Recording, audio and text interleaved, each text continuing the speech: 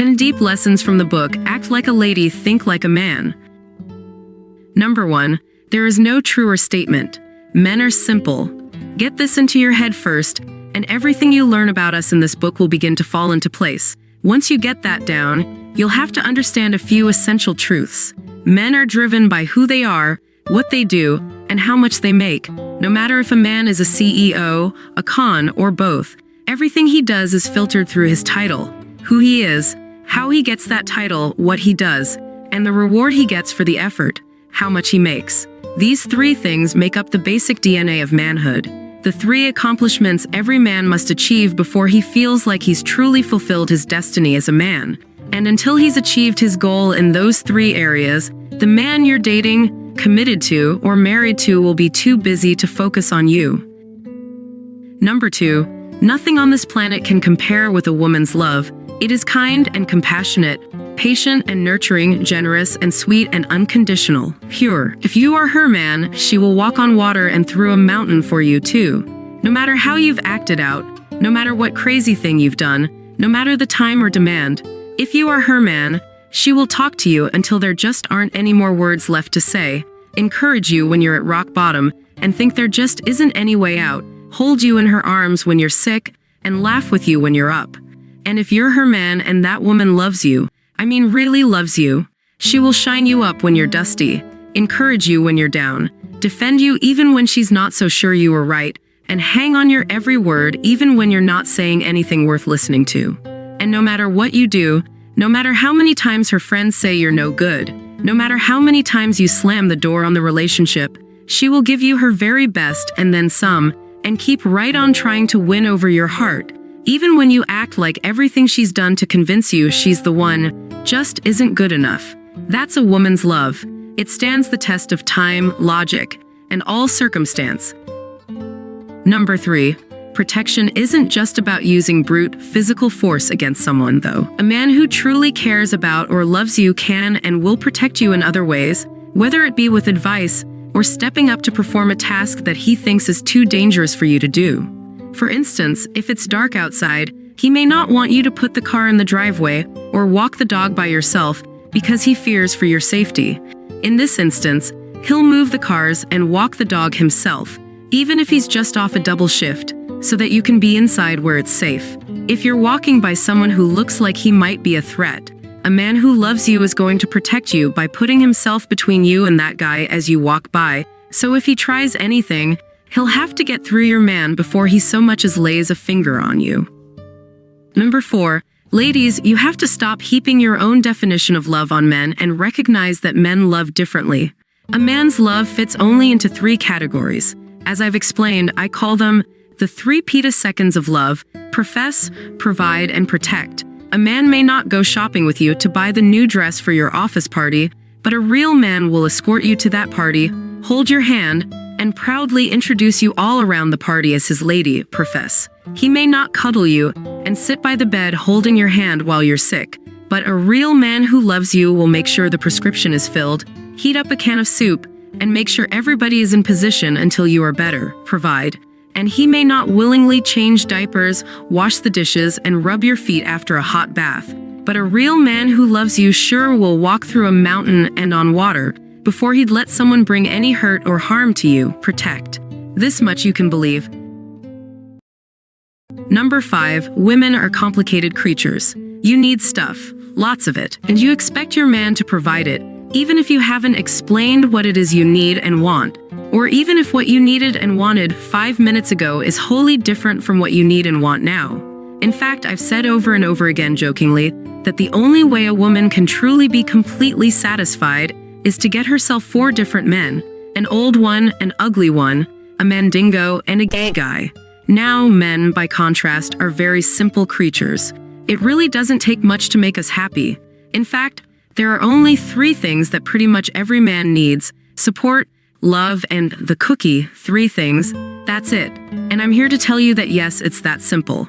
What we need never weakens or wavers, hardly ever gets more demanding or harder to achieve. In fact, I'd argue that it's easy for a woman to give her man support, love, and sex because it's in her makeup. Support and love are things that women dole out innately and freely. You just call it something else, nurturing. And if you love a man enough to nurture him, then I'd argue you love him enough to be intimate with him. So those three things come natural to you, and this is all your man wants from you. Number 6. From the male perspective, the answers to the question, why do men cheat, are crystal clear. Not so much for women. No matter how good or sensible the reasons are, men know that women will never hear one and say, oh, now I get it. There are neither words big enough nor experts with enough credentials and letters behind their name to slice it and dice it up in a way that's palatable for most women. Inevitably, responses to this million-dollar question are always going to sound like $10 answers. And who could argue with that? For most women, after all, cheating is unthinkable and, at first blush, unforgivable. You don't and can't comprehend why a man would be unfaithful, and you won't ever pretend to. You figure that if you've told him you love him, given him your mind, your body, and your time, moved in with him, shared the bills with him, done his laundry, cooked his food, borne his children, and said an enthusiastic "I do," in front of the Lord, the pastor, your mother, and all her best friends, and yours too, the least your man can do is honor what is most sacred to you, the promise of fidelity. He can lie every once in a while, fall down on the housework and the child rearing, get a little lax in the income department, pay more attention to his boys and his mother than he does to you, and slip into the mediocre category when it comes to the boudoir. Even say the Lord's name in vain while you're walking out the door to go to yet another church service alone. The biggest reason of all, there's always a woman out there willing to cheat with him. That's the truth that no woman wants to face. Imagine if every woman said, "You're married, I can't do that with you." Man, do you know how many marriages and relationships would still exist today? Men can cheat because there are so many women willing to give themselves to a man who doesn't belong to them. Sure, every now and again there are women who get fooled and don't know that a man is already spoken for.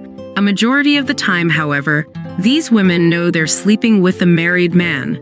Yes, these are the women who have no standards and requirements and who suffer from serious self-esteem issues, making themselves willing to cheat and available to be cheated on.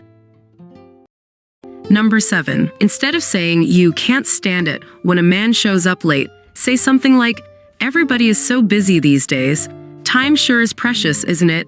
I go out of my way to make sure that if I say I'm going to be somewhere at 7 p.m., I'm going to be there at 7 p.m., if not earlier, so that we can do what we need to do in a timely manner. And if I'm going to be late, it only takes a phone call to be courteous.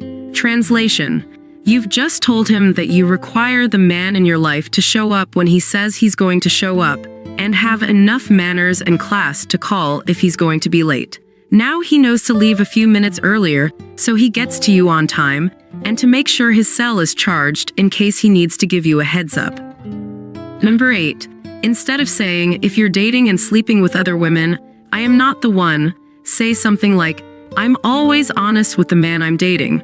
If I feel like I want to see other people besides him, I let him know up front so that he can decide if he wants to continue the relationship as is or ask me to date him exclusively.